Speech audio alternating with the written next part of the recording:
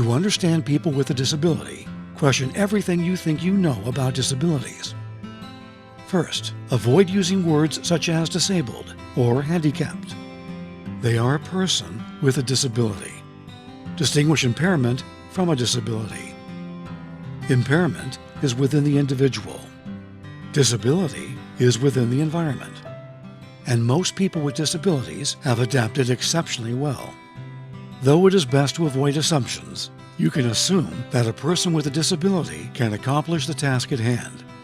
People with disabilities represent an untapped labor force of talented, dedicated people, and an exceptional workplace is comprised of people of all abilities. To provide comfort for you and the person with a disability, here are behavioral recommendations when interacting.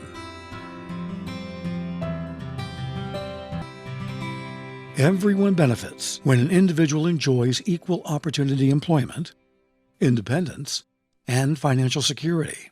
1 in 6 Americans have some form of disability, and many of them are hidden. Almost 27 million adult Americans have trouble seeing.